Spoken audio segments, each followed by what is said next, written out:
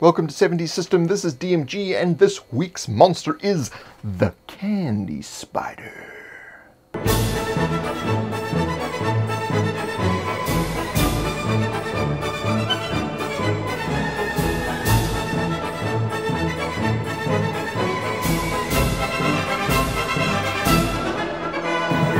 Almost everyone loves the smell and taste of sweet things.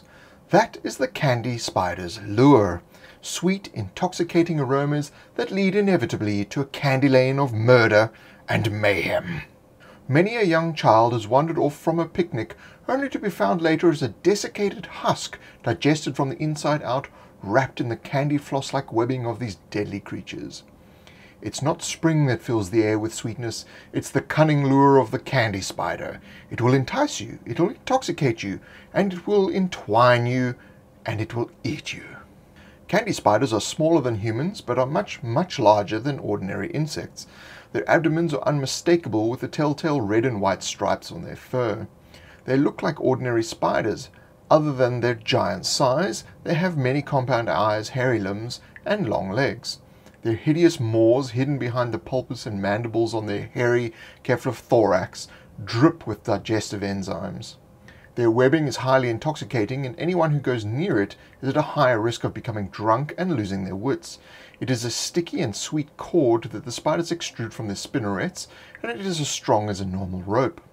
Due to the high rate of human and elven child abductions by candy spiders, much research has been done into these terrible creatures by well-paid scholarly sages, especially by demi-humans, whose settlements have been known to be ravaged by plagues of Sucrosa necromandonicus, or the Sweet Death.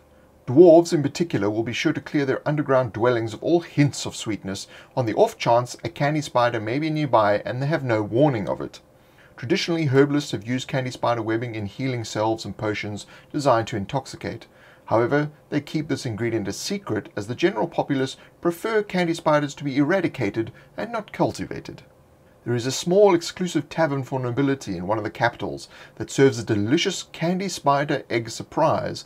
The exact particulars of the recipe is a closely guarded secret, but many a nobleman swears it is the best meal in the world.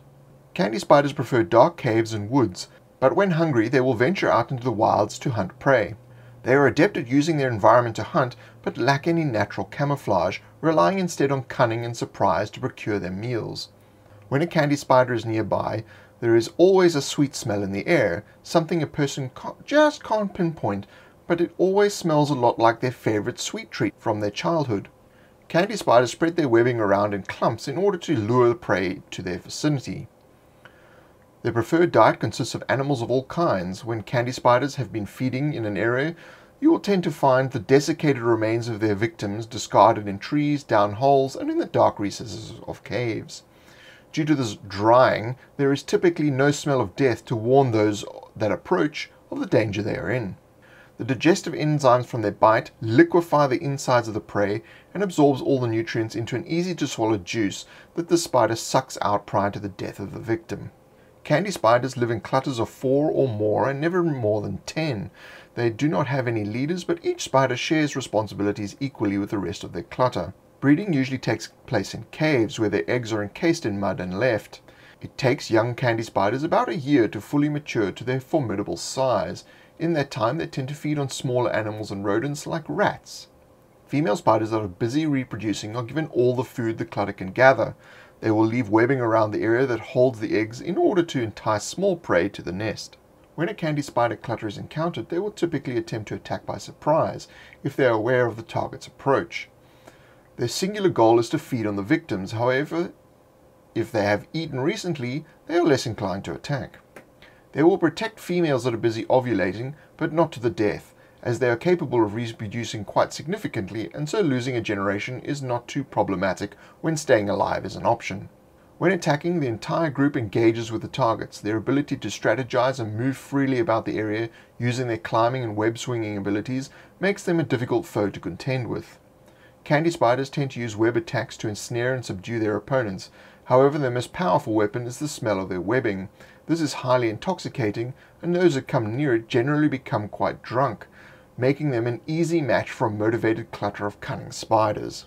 Candy spider webbing is unique rope-like material that is very sticky, sweet to taste, intoxicating when smelled, and has incredible healing properties as well.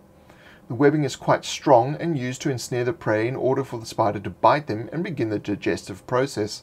The healing properties of the webbing keeping the victim alive at the end long enough to keep the delicious juices at an edible temperature.